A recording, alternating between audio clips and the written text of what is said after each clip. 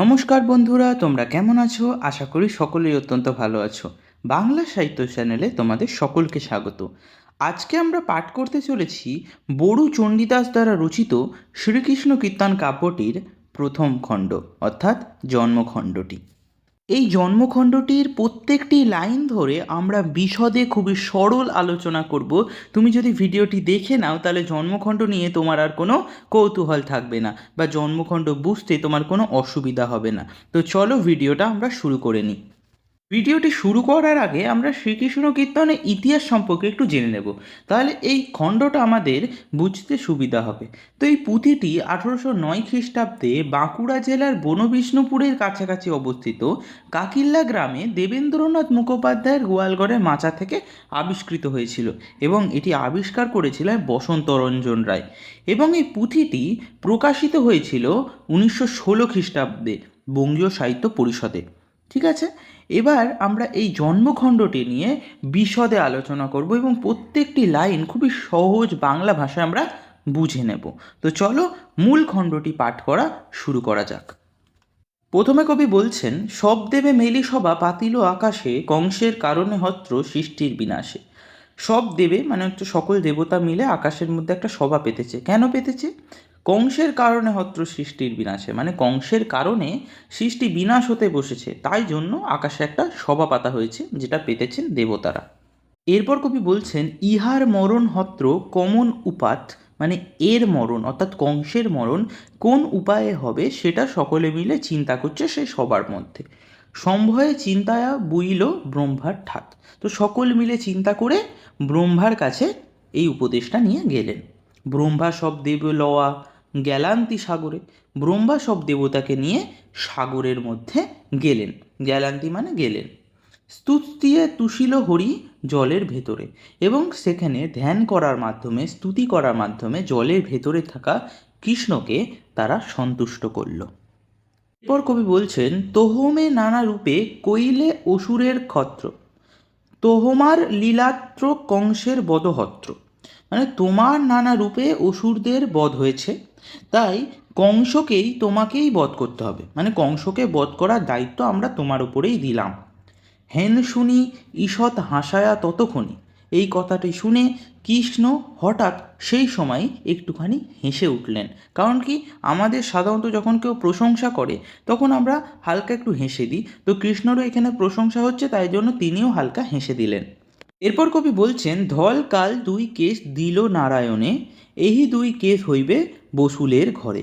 ধল কাল মানে সাদা এবং কালো, ধল মানে সাদা আর কালো মানে আমরা জানি। দুই কেশ মানে দুটো চুল নারায়ণ দিল। কাদের দিল?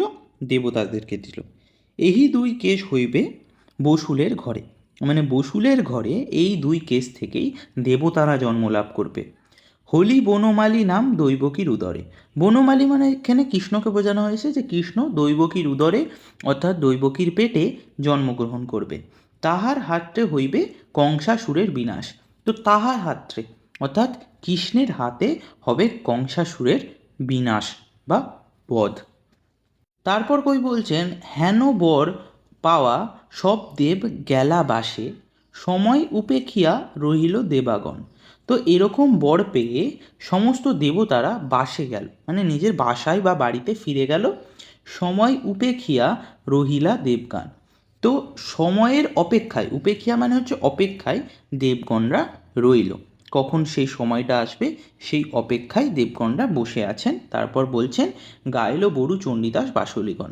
এবং যেহেতু বড়ু চণ্ডীদাস বাসুলির সেবক, তাই জন্য বাসুলি গীত করার মাধ্যমে এই জন্মখণ্ডের 2 নম্বর পার্টটা শেষ করলেন। তারপর শুরু হচ্ছে আমাদের 3 নম্বর পার্ট, যেখানে কবি বলছেন, আইলা দেবের সুমতি শুনি কংসের আগত নারদ মুনি। মানে এরকম দেবতাদের কাছে কথা শুনে যে নারায়ণ দুটো কেস দিয়েছে, এই সকল ইত্যাদি বৃত্তান্ত যেগুলো আমরা পেছনের পাতায় পড়লাম বা পেছনের পার্টে পড়লাম, সেগুলো শুনে এসে নারদ মুনি কার কাছে এসেছে? কংসের আগত নারদ মুনি, কংসের কাছে নারদ মুনি এসেছে। তারপর বলা হচ্ছে, পাকিলো দাড়ি মাথার কেশ, বামন শরীর মাকড় বেশ। পাকিলো দাড়ি মাথার কেশ মানে দাড়ি পেকে গেছে তার, মাথার চুল পেকে গেছে তার। বামন শরীর, বামন মানে হচ্ছে এখানে একটুখানি নাটা বা ছোট শরীর। তো ছোট শরীর মাকড় বেশ, মাকড় কথাটা অর্থ এখানে বাদর বোঝানো হয়েছে, যে বাদরের ধরনের বেশভূষা বা বাদরের মতো বেশভূষা পরে তিনি এসেছেন। এরপরে কবি বলছেন, নাচদ নারদ ভেগের গতি, বিকৃত বদন উমদ মতি। নাচদ নারদ ভেগের গতি মানে বলেছে যে নারদ এখানে ব্যাঙের মতো নাচছে, ভেগের মানে হচ্ছে ব্যাঙের মতো। বিকৃত বদন উমদমতি, তার বদন অর্থাৎ মুখটা অত্যন্ত বিকৃত, উমদমতি, এবং তিনি উন্মাদের মতো চারিদিকে ঘুরে বেড়াচ্ছেন। তারপর কবি বলছেন, ক্ষণে ক্ষণে হাসে বিনি কারণে, ক্ষণে হত্র খোর ক্ষণেকে কানে, নানা প্রকার করে অঙ্গভঙ্গ, তাক দেখি সব লোকের রঙ্গ। বলছে ক্ষণে ক্ষণে হাসে বিনি কারণে, মানে ক্ষণে ক্ষণে তিনি বিনা কারণেই হেসে উঠছেন। ক্ষণে অত্র খোর ক্ষণেকের কানে, ক্ষণিক খোঁড়া হয়ে যাচ্ছেন কখনো, আবার কখনো তিনি কানা হয়ে যাচ্ছেন। নানা প্রকার করে অঙ্গভঙ্গ, তো নানা প্রকারের অঙ্গভঙ্গ তিনি করছেন। এই দেখে, তাক দেখে সব লোকের রঙ্গ, এবং তাকে দেখে সকল লোকেরা হাসাহাসি করছে। তারপর কবি বলছেন, লাম্ফ দিয়া ক্ষণে আকাশ ধরে, ক্ষণেকে ভূমিত রহে চিতরে, উঠিয়া সব বলে অনাচন, মিছায় মাথায় পারো শন। বলছে লম্ফ দিয়া ক্ষণে আকাশ ধরে, মানে এক লাফ দিয়ে কখনো আকাশ ধরতে চায়, কখনো ভূমিতে রহে চিতর, মানে কখনো ভূমির মধ্যে মাটির মধ্যে পড়ে থাকে, আর ওঠে যখন তিনি মাটি থেকে, তখন তিনি অনাচন বলেন, মানে আবোল তাবোল কথা বলেন। মিছায় মাথায় পারতোষণ, মানে মিছাই বা মিছিমিছি তিনি তার মাথাটাকে এদিক ওদিক নাড়ান। তারপর কবি বলছেন, মেলে ঘন ঘন জিহের আগর, রাও কাড়ে যেন বোকা ছাগ। বলছে যে তিনি তার জিভের সামনের দিকটা মুখের বাইরে বের করেছেন এবং ছাগলের মতো আওয়াজ করছেন, বা ছাগল যেমন একটা ভঙ্গি করে আওয়াজ করে, তেমনিভাবে নারদ মুনিও ওরকম অঙ্গভঙ্গির মাধ্যমে ছাগলের একটা রূপ বর্ণনা করছেন। এরপর কবি বলছেন, দেখিয়া কংসেত উপজিল হাঁস, মানে নারদ মুনির এই সকল অঙ্গ প্রত্যঙ্গর ভঙ্গি বা আচার আচরণ দেখে কংস তো একেবারে হেসে উঠেছে হা হা করে। তারপর বড়ু চণ্ডীদাস বলছেন, বাঁশুলি বন্দি গাইল চণ্ডীদাস। এইভাবে তিনি তার 3 নম্বর পাঠটাও শেষ করল। এরপর শুরু হচ্ছে 4 নম্বর পাঠ। তো দেখা যাক কবি 4 নম্বর পাঠে কি বলছেন। কোন সুখে কংস তোর মুখে উঠে হাঁস, নাহি যেন এবে তো আপনার নাশ। তো 3 নম্বর পাঠে আমরা কি দেখলাম, যে নারদ মুনির বিভিন্ন অঙ্গ প্রত্যঙ্গের ভঙ্গি দেখে কংস হেসে উঠেছে। তাই জন্য নারদ মুনি কংসকে বলছে যে কি কারণে তোর মুখে হাসি ফুটে উঠেছে, বা কি কারণে তুই হাসছিস। নাহি যেন এবে তো আপনার নাশ, তোর কি নাশ হতে চলেছে বা তোর বিনাশ হতে চলেছে, সেটা কি তুই জানিস না। এরপর নারদ মুনি কংসকে বলছেন, হে হইবেক দৈবকীর গর্ভ অষ্টম, অতি মহাবল শেষী তোমহার্যম। মানে যে হবে দৈবকীর অষ্টম গর্ভের সন্তান, সেই হবে মহাবল, মহাবলশালী, এবং সেই হবে তোমার যম, সেই তোমাকে বধ করবে। তারপর কবি বলছেন, কহিল মোয়ে সকল তোহমার ঠাত, এবে মনে গুণী কর জীবন উপাত। মানে কহিল মোয়ে সকল তোমার ঠাত, মানে আমি তোমাকে এই সকল কথাগুলো বললাম, এবে মনে গুণী করো জীবন উৎপাত, এবার তুমি নিজের মতো করে জীবন যাপন করো এবং নিজেকে বাঁচানোর চেষ্টা করো। তো এরপর কবি বলছেন, হেন সব শুনি কংস হইল সচকিত, সব মন্ত্রী পাত্র লওয়া চিন্তিল হিত। তো এরকম শুনে কংস তো একেবারে সজাগ হয়ে গেছে, সে সচেতন হয়ে গেছে, তার সকল মন্ত্রীকে নিয়ে সে চিন্তা করতে বসেছে যে কিভাবে সে নিজের জীবনকে বাঁচাবে। এবে হতে দৈবকীর যত গর্বহত্র, মানুষ নিয়োজিল মারিবাক তাত্র। তো এরপর থেকে দৈবকীর যতগুলো সন্তান জন্ম নেবে, সকল সন্তানদের মারার জন্য কংস মানুষকে নিয়োগ করেছে, বা একটা মানুষকে পাহারাদার হিসেবে রেখেছে, যারা তার সন্তানদের মারবে। কার সন্তানদের মারবে? দৈবকীর সন্তানদের মারবে।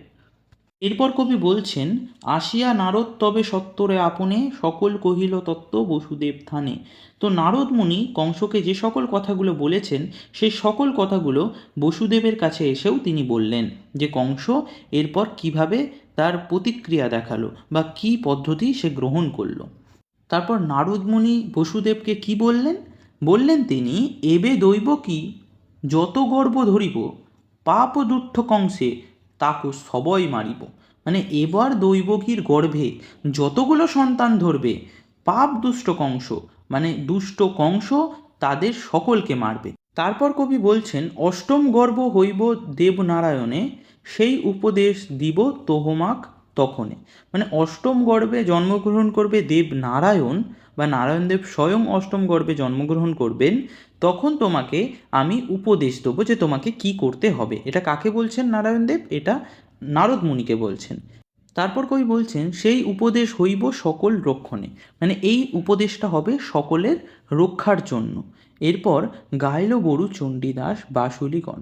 এইভাবে বাঁশুলির গীত গেয়ে চণ্ডীদাস নিজের 4 নম্বর পাঠটাও শেষ করলো। তো আজকে আমাদের আলোচনা শ্রীকৃষ্ণ কীর্তন কাব্যের জন্মখণ্ডটি এখানেই শেষ করলাম। এর পরবর্তী একটি ভিডিওতে আমি বাকি অংশগুলো আলোচনা করে দেব, আর পরীক্ষায় তোমাদের কি কি ইম্পর্টেন্ট কোশ্চেন আসতে পারে সেগুলোও বলে দেব। আমার ভিডিওটি দেখার জন্য ধন্যবাদ। সকলে ভালোভাবে পড়াশোনা করো।